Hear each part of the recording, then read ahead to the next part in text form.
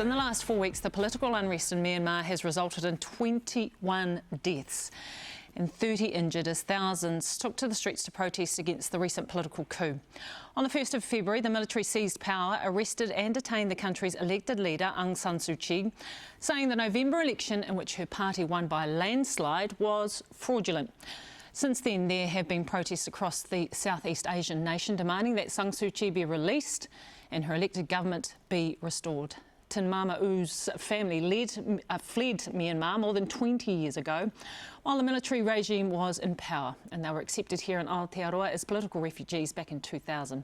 She has since founded the Democracy for Myanmar group in New Zealand and has been using her voice to advocate for those she says have been silenced in Myanmar, and she joins us this morning. Morena Tin Mama, thank you so much for joining us this morning, really appreciate it. I can't even imagine that it's what it's been like watching what's been unfolding some 11,000 miles away. I bet it's been a roller coaster of emotions for you. Yeah, absolutely, Jenny. And yes, Morena to you. It has been a very traumatic experience for us, for sure. Also came at a very shocking moment and very surprised, because we all thought, you know, we could leave it all behind and look forward to the future for our country and look forward to advocating as a global civil society, as New Zealander, going back home and doing our bits. But looks like our hope has been shattered. Yeah, so we are all grieving badly at the moment. Now, I know I talked a little bit about your story in the introduction to this conversation, but I do want to give further context to this morning's interview. So I'd be grateful if you were able to share your story, arriving here in New Zealand 20 years ago as a refugee, your parents, pro-democracy activists. Tell us about their fight and their struggle and how you and your family ended up here in Aotearoa. Well, our family left, you know, after the 88 democracy uprising in Myanmar. It was a bloodbath, you know, and all the people, exactly, they did what it's happening now. But back then, there was no social media. And so people have lost so much life, and military still held to the power. And so it was no longer safe for my parents and all their friends and loved ones to remain in Myanmar fighting for the cause. So they have no choice but to flee Myanmar. And then they became refugees in Thailand. And at that time, the UNHCR accepted those asylum seekers and political refugees at the Thai-Burma border. And so we were stateless for a while, and we got documentations in Thailand. And me being a child, I had no rights to education. So I was kind of a lost soul, you know, a child without a future.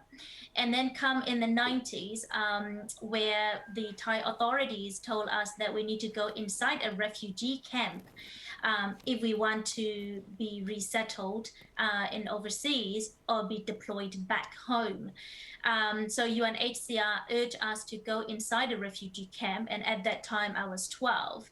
And I was absolutely, you know, traumatized by the experience of a refugee camp, where I see such a diverse group of people with different characteristics and personalities. Obviously, a child should never be exposed to such political complexity, because, you know, in Myanmar, there has been unresolved ethnic conflicts because of the junta.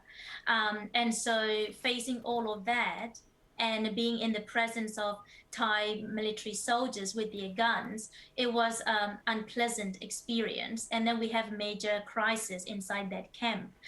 But New Zealand kindly offered to take those refugees. And so my family were the second intake from Myanmar, the Burmese refugee from Myanmar.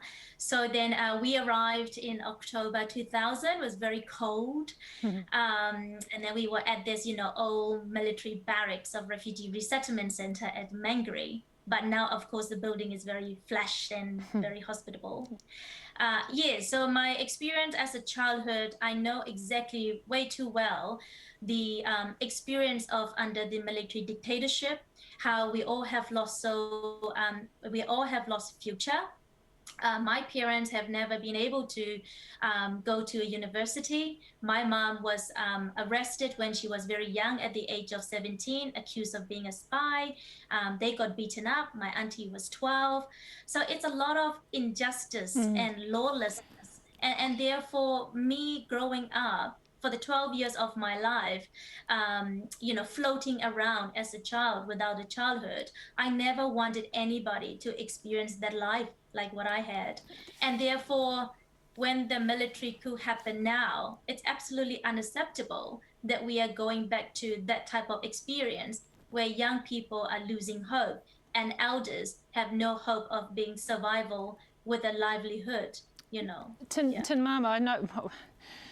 Gosh, this is a conversation that I wish we had longer time for. But just, I guess, as we start to wrap things up, the big question, I guess, is what the New Zealand government or New Zealand politicians can do with what's going on over there. I know in early February the Prime Minister said that New Zealand's suspending all high-level political and military contact with Myanmar, and that we will do all we can from here in New Zealand. But what can our government do? What does the Burmese community here want our politicians to do? Yeah, so I guess at the moment we really need an immediate humanitarian support because the people inside Myanmar are facing economic collapse and they have no other means of survival, and there is an extreme shortage of food. So if our government could continue with their humanitarian aids and offering the immediate aid relief and supporting the civilians, that would be great. And also, us being the founding member of the UN, we think New Zealand could take a stronger position as a government by, advocating for the regional peace and security through their alliances with the ASEAN, by influencing the ASEAN members to suspend the Myanmar military membership and to cut ties until Myanmar have reinstalled the civilian government. And at the same time, we want the New Zealand government to acknowledge and respect the latest, victory election of NLD party and the civilian government.